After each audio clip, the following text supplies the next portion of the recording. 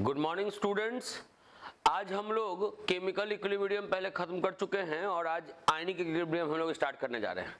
ये जो ionic equilibrium है ये केमिकल इक्विलिब्रियम का ही सेकंड पार्ट है। तो कॉपी पर आप हेडिंग दे दीजिए ionic equilibrium. Ionic equilibrium chapter chemical equilibrium से ज्यादा इंटरेस्टिंग है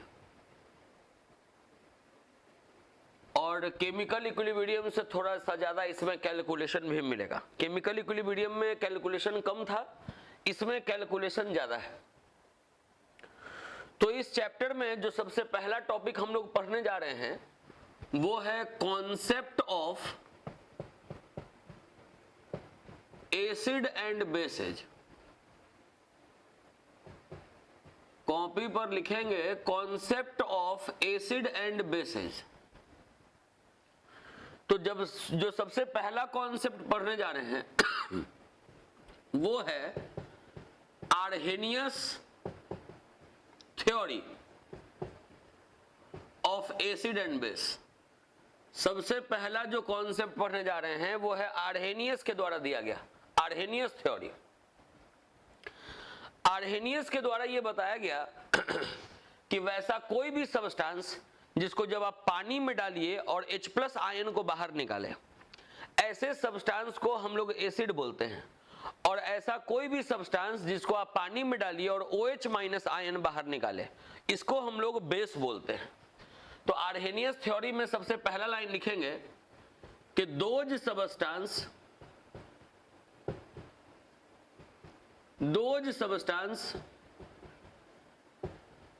which releases H+ ion in water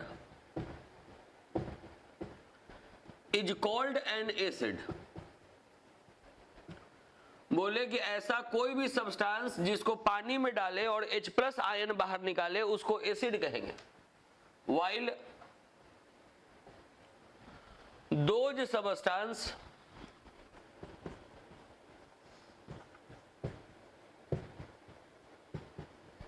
which releases OH- ion in water is called a base।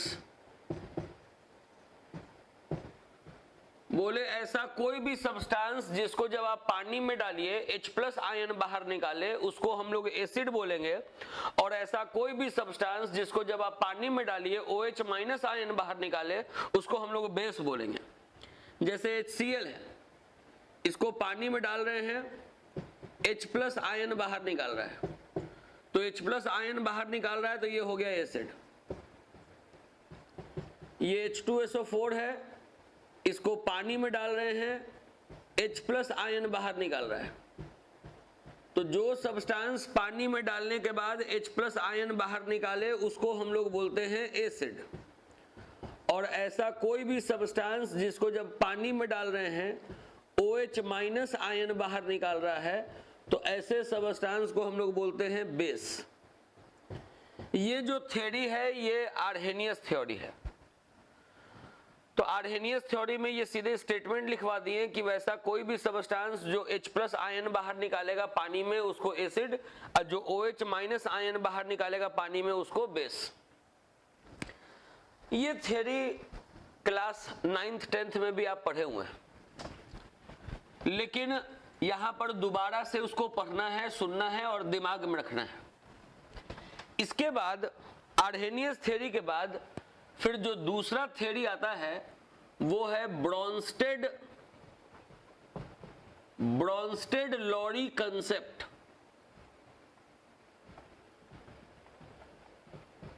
तो दिमाग में कुछ बच्चों के ये आएगा कि क्या आर्हेनियस थ्योरी गलत है? तो नहीं, ये गलत नहीं है। तो फिर दिमाग में आएगा कि जब ये गलत है ही नहीं तो फिर ये दूसरा थ्योरी क्यों? दूसरा थ्योरी इसलिए क्योंकि ये गलत नहीं है लेकिन इनकम्प्लीट है। केवल आप इस थ्योरी के मदद से या केवल आप इस थ्योरी के मदद से आप दुनिया के किसी भी सब्सटेंस को एसिडिक या बेसिक नहीं बता सकते। अगर आपको सबस्टांस को डिसाइड करना है कि वो एसिडिक नेचर का है कि बेसिक नेचर का है, तो इसके लिए आपको तीन थ्योरी दिमाग में रखना होगा। तीनों थ्योरी जब आप दिमाग में रखेंगे तब आप किसी भी सबस्टांस को ये डिसाइड कर पाएंगे, बता पाएंगे कि वो सबस्टांस एसिडिक नेचर का है कि बेसिक नेचर का है। केवल एक थ्योरी की मदद से नहीं बता सकते, कोई भी एक थ्योरी इनकम्प्लीट है। तो आपको तीन थ्योरी जानना है। अभी जाने आर्हेनियस थ्योरी, अब जान रहे हैं ब्रोंस्टेड-लॉरी कंसेप्ट। इसमें लिखेंगे कि according to this concept, according to this concept, those substance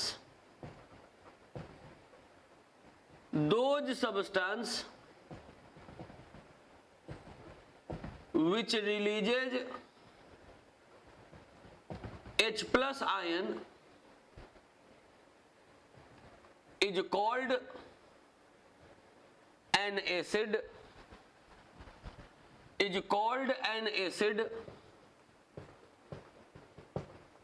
while those substance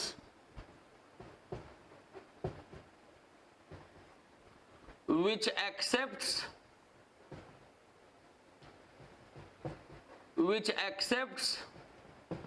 H plus ion is called a base।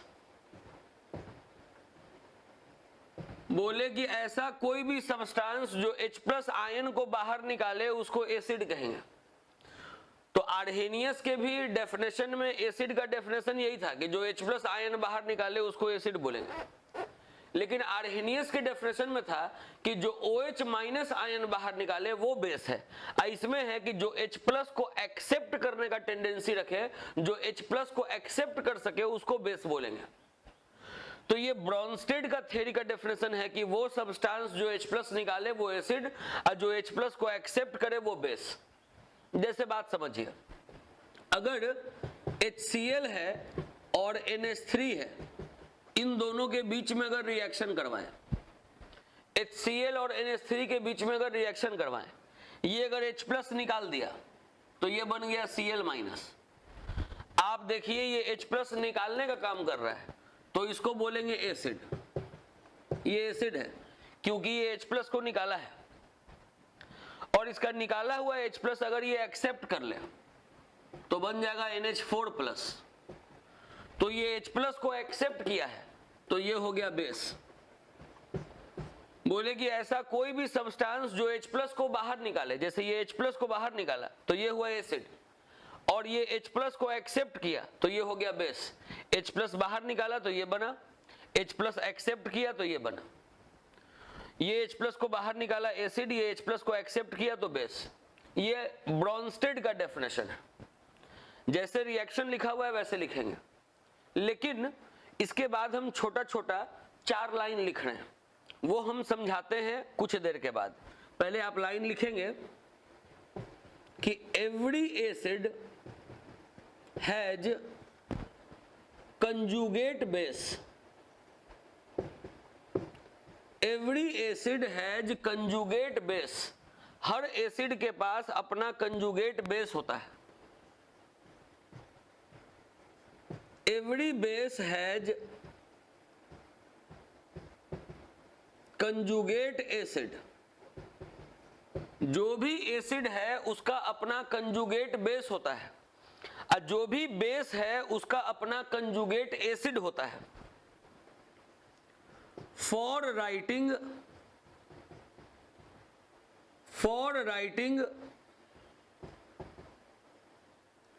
Conjugate base we have to remove H plus ion. For writing conjugate base we have to remove H plus ion. For writing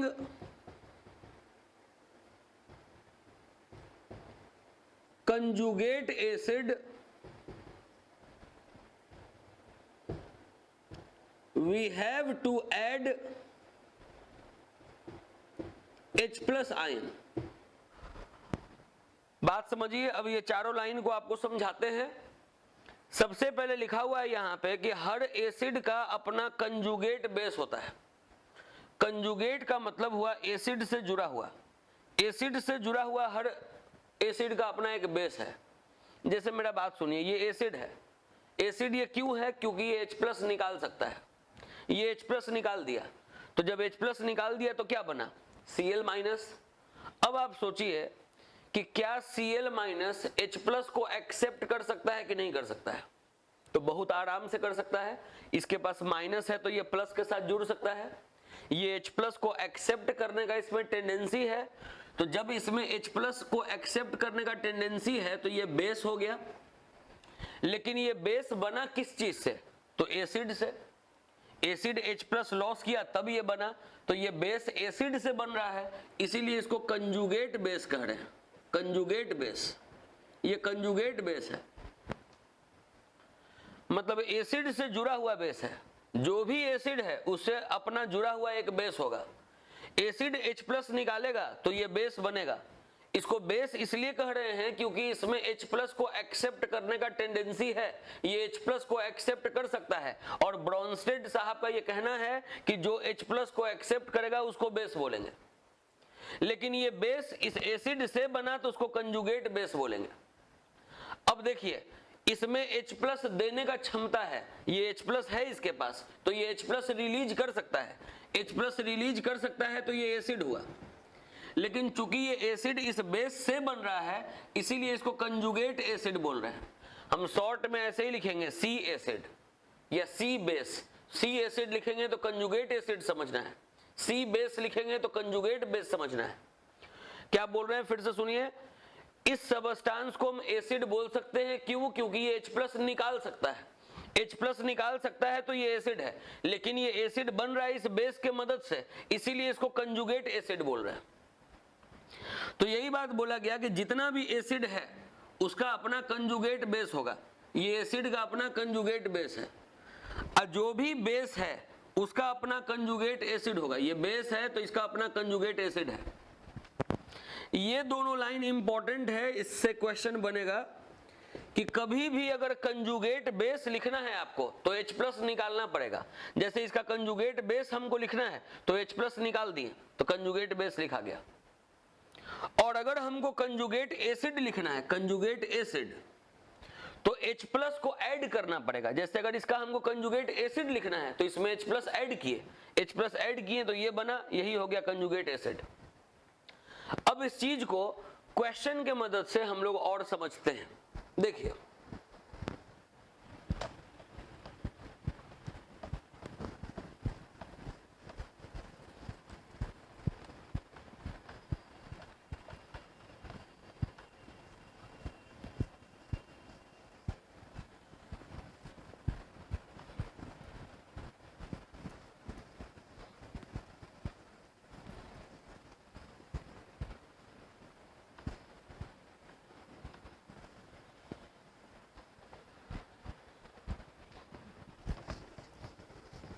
question आपको जो भी करवाने जा रहे हैं वो NCERT किताब का एक्सरसाइज क्वेश्चन नंबर 37 है।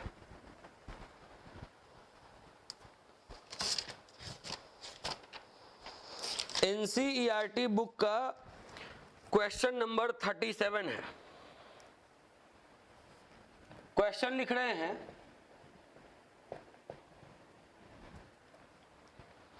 what will be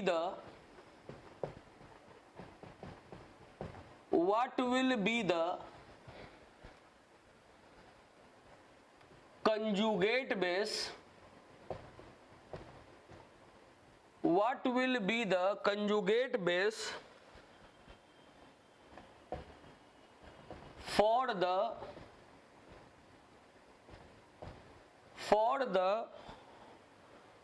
Bronsted acids HF, H2SO4, HCO3 minus. देखिए, आपको 3 एसिड मान लीजिए दे दिया। एक दे दिया HF, एक दे दिया H2SO4, एक दे दिया HCO3 माइनस, और आपको कह रहा है कि इन तीनों का कंजुगेट बेस लिखो। कंजुगेट बेस, इसका भी कंजुगेट बेस लिखो, इसका भी कंजुगेट बेस लिखो, इसका भी कंजुगेट बेस लिखो। अभी कुछ देर पहले 2 लाइन लिखवाए थे, दोनों लाइन को इंपॉर्टेंट लिख दिए थे क्योंकि उससे क्वेश्चन बनेगा। तो आप अपने कॉपी पे पढ़ सकते हैं, लिखवाए हैं कि for writing conjugate base we have to remove H plus ion. अगर हमको इसका कंजुगेट बेस लिखना है तो इसमें से H प्लस निकालेंगे। अगर H निकालते तो F बनता, लेकिन अगर H प्लस निकाल रहे हैं तो इसमें एक माइनस चार्ज बढ़ेगा, तो H प्लस निकालें तो F माइनस बढ़ेगा, F माइनस बनेगा। ये इसका कंजुगेट बेस हुआ। कोई बोले कि H प्लस निकालने के बाद F क्यों नहीं बनता है? तो F इसलिए नहीं बनता है कि अगर आप इसमें H प्लस जोड़िएगा तो ये नहीं बन पाएगा, HF प्लस बन जाएगा। अगर F माइनस रहेगा तो प्लस माइनस मिलके न्यूट्रल हो गया, फिर से HF बन जाएगा। दिमाग में रखेंगे, कभी भी H प्लस अगर आप निकालिएगा तो एक माइनस चार्ज इस पे बढ़ता है, तो H प्लस निकाले तो F माइनस बनेगा, तो F माइनस इसका कंजुगेट बेस हो गया। इसमें से H प्लस निकाले तो एक H कम करेंगे, HSO4 हो गया। आप H प्लस निकाले हैं तो एक माइनस को बढ़ा देंगे, HSO4 माइनस, ये इसका कंजुगेट बेस हो गया। इसमें से भी H प्लस निकालना है तो ये H कम कीजिएगा तो CO3 हो गया। ऑलरेडी पहले से एक माइनस है और आप H प्लस निकाल रहे हैं तो एक माइनस और बढ़ाना है, तो CO3 माइनस 2 हो गया। ये इसका आंसर हो गया। इसका कंजुगेट बेस ये हो गया, इसका कंजुगेट बेस ये हो गया, इसका कंजुगेट बेस ये हो गया। ये NCERT का क्वेश्चन नंबर 37 है। इसके बाद आपको करवा रहे हैं NCERT का क्वेश्चन नंबर 38। 38 नंबर क्वेश्चन है, right the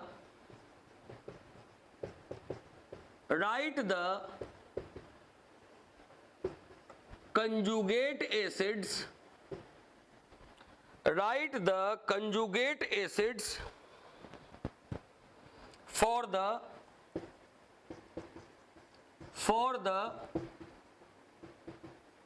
following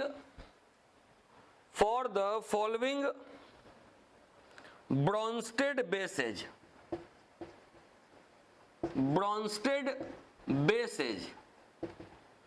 Brønsted base में दिया हुआ है NH2 माइनस, NH3 और HCOO माइनस। इन सबों का कंजुगेट एसिड लिखना है। जैसे NH2 minus, NH3, HCOO minus, इन सबों का कंजुगेट एसिड लिखना है। कंजुगेट एसिड, इसका भी और इसका भी कंजुगेट एसिड लिखना है। आप जो लाइन लिखवाए थे अभी 2, जिसको इंपॉर्टेंट करवाए थे, अगर आप वो पढ़ेंगे तो उसमें लिखा हुआ है कि for writing conjugate acid we have to add H plus ion. मतलब इसमें H प्लस आपको ऐड करना पड़ेगा, तो ये माइनस और ये प्लस न्यूट्रल हो जाएगा, और H अगर आप इसमें ऐड कर देंगे तो बनेगा NH3। तो NH2 माइनस में H प्लस ऐड करने के बाद NH3 बना, तो ये इसका कंजुगेट एसिड हो गया। इसका कंजुगेट एसिड लिखना है तो H प्लस ऐड करना है। NH3 में H ऐड किए तो NH4 हो गया, और ये वाला प्लस रह जाएगा, तो NH4 प्लस इसका कंजुगेट एसिड हो गया। इसमें अगर आप H प्लस ऐड करिएगा तो प्लस और माइनस न्यूट्रल हो जाएगा, ये H इसमें जुड़ जाएगा, बनेगा HCOOH, फॉर्मिक एसिड। ये इसका कंजुगेट एसिड हो गया। तो क्वेश्चन में है कि कंजुगेट एसिड लिखो, कंजुगेट बेस लिखो। इतना बात आपके दिमाग में आ गया होगा कि कंजुगेट बेस लिखने के लिए H प्लस को रिमूव करते हैं और कंजुगेट एसिड लिखने के लिए H प्लस को ऐड करते हैं। इसको पहले आप नोट कर लीजिए, फिर आगे बढ़ते हैं। इसी से रिलेटेड अब आपको एक अगला क्वेश्चन फिर दे रहे हैं, उसमें आप अपना बुद्धि लगा के बनाइएगा। ये बात आपको अच्छे से समझा दिया गया कि हर एसिड का अपना कंजुगेट बेस है, जो अगर आप लिखना चाहते हैं तो H+ को रिमूव करना होगा। H+ रिमूव करिएगा तो कंजुगेट बेस लिखा जाएगा। फिर हर बेस का अपना कंजुगेट एसिड होता है, जो अगर लिखना हो तो H+ को ऐड करना होगा। कोई भी बेस में आप H+ ऐड करिएगा तो कंजुगेट एसिड लिखा जाएगा। अब देखिए क्वेश्चन नंबर 39 है, NCERT का 39 नंबर क्वेश्चन है कि कुछ क्या हुआ है, जैसे H2O, HCO3 minus, HSO4 minus और NH3, ये सब्सटेंस दिया हुआ है। आपको कहा जा रहा है कि इसका कंजुगेट बेस भी लिखो और आपको कहा जा रहा है कि इसका कंजुगेट एसिड भी लिखो। आपको दोनों लिखना है, इसका कंजुगेट बेस और कंजुगेट एसिड आपको दोनों लिखना है। तो देखिए कंजुगेट बेस लिखने के लिए बोले हैं कि H+ रिमूव करना पड़ेगा। तो अगर आप इसमें से H रिमूव कर दीजिएगा तो OH बचेगा, O और एक H। H+ रिमूव किए हैं तो एक माइनस बढ़ जाएगा, तो OH माइनस बनेगा। और अगर आप इसमें H+ ऐड कर देंगे तो H3O+ हो जाएगा। तो ये कंजुगेट एसिड है, ये कंजुगेट बेस है। आप खुद लिखिए, H+ रिमूव कीजिए, H+ ऐड भी कीजिए।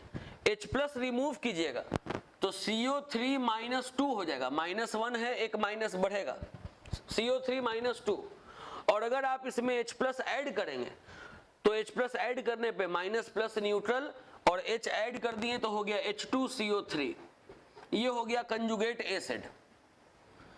अगर आप इसमें से H+ को रिमूव करेंगे तो ये बनेगा SO4, एक माइनस तो पहले से है, H+ रिमूव करिएगा तो एक माइनस बढ़ेगा, तो SO4 - 2। और अगर आप इसमें H+ ऐड करेंगे तो माइनस प्लस न्यूट्रल हो जाएगा और H इसमें जुड़ने के बाद बन जाएगा H2SO4। अगर आप इसमें से H+ रिमूव करेंगे तो NH2, और प्लस रिमूव किए हैं तो एक माइनस बढ़ जाएगा, और जब आप इसमें H+ ऐड करेंगे तो NH4+ हो जाएगा। तो ये हुआ कंजुगेट बेसिड, ये हुआ कंजुगेट बेस और ये हो गया कंजुगेट एसिड। तो ये दिमाग में रखें कि अभी आप ब्रॉन्स्टेड थ्योरी पढ़ें, जिसमें आपको ये बताया गया कि वैसा कोई भी सब्सटेंस जो H+ को रिमूव करेगा वो है एसिड, और जो H+ को ऐड करेगा वो है बेस। हर एसिड का अपना कंजुगेट बेस होता है, कंजुगेट बेस लिखने के लिए H+ रिमूव करते हैं, और हर बेस का अपना कंजुगेट एसिड होता है, कंजुगेट एसिड लिखने के लिए H+ ऐड करते हैं। क्वेश्चन में ये दिया हुआ था कि ये सब सब्सटेंस एसिड और बेस दोनों के तरह ट्रीट करेगा, तो आपको इसका कंजुगेट बेस और एसिड दोनों लिखना है, वो लिख के दिखा दिया गया। अब इसके बाद एक थ्योरी और बचा, वो है लेविस थ्योरी। लिखेंगे Lewis theory of acid and base.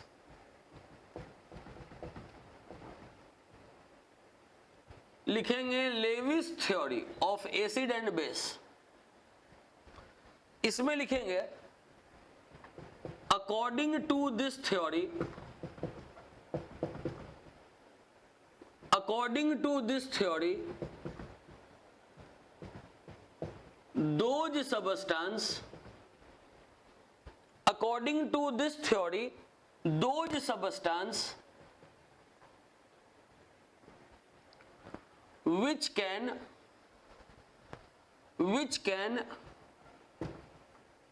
release lone pair of electrons, according to this theory those substance which can release lone pair of electrons are Lewis base, while those substance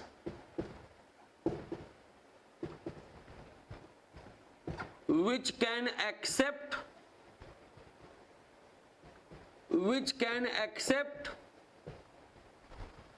lone pair of electrons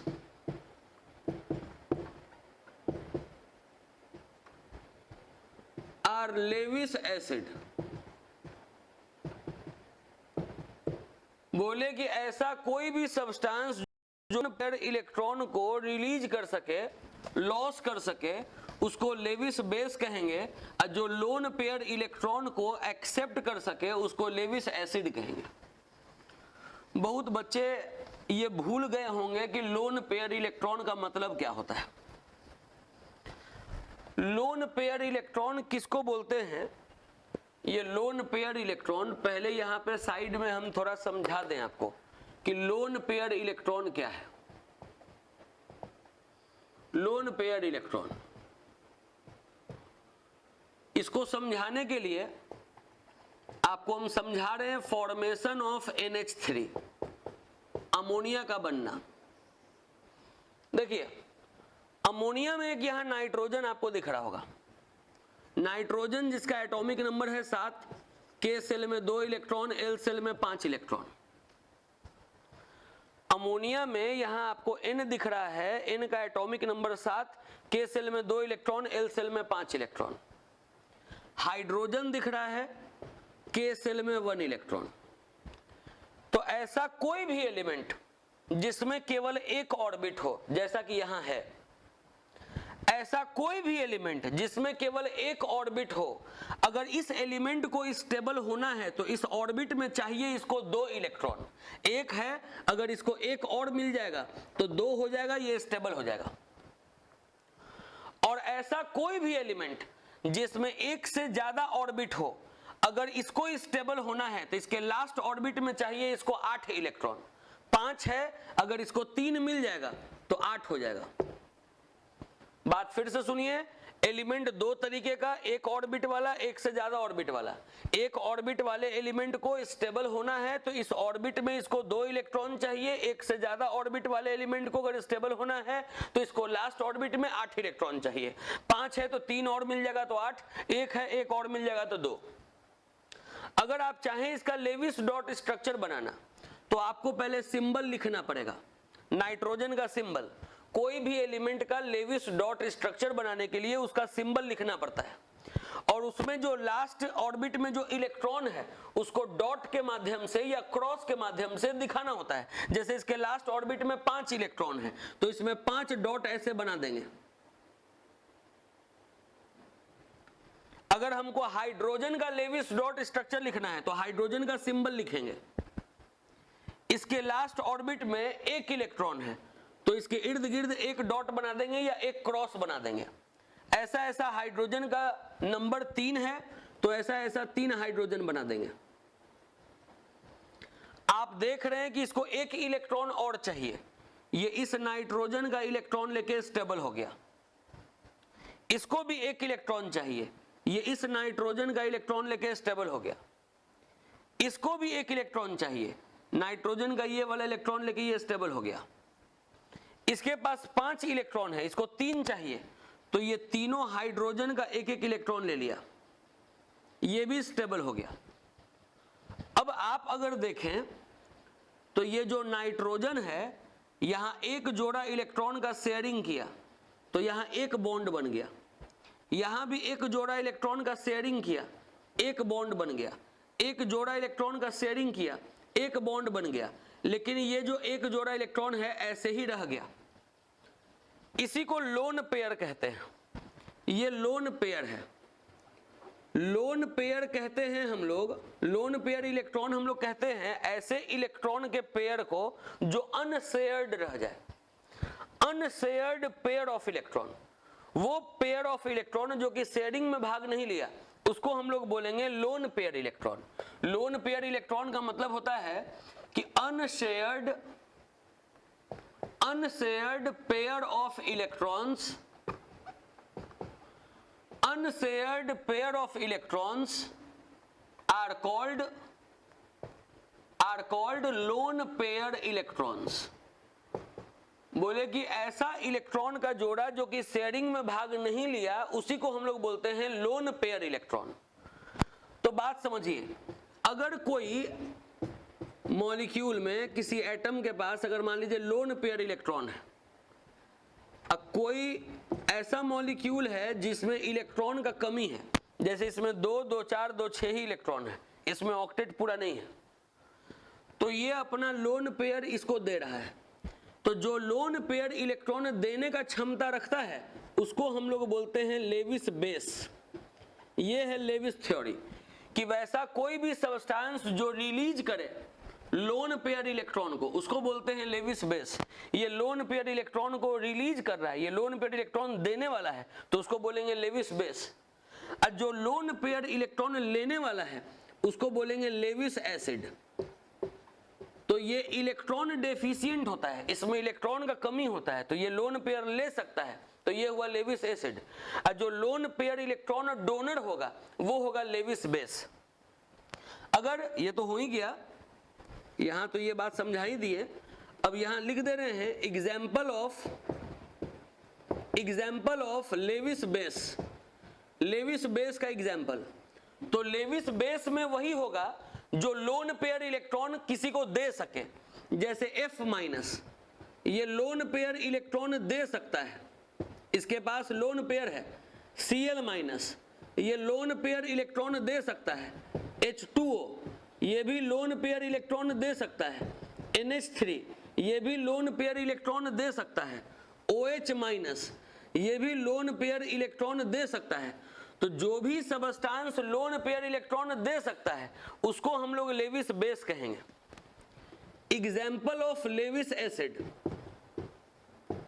example of Lewis acid जो lone pair electron ले सकता है, जैसे H+, ये lone pair electron ले सकता है। BF3 lone pair electron ले सकता है।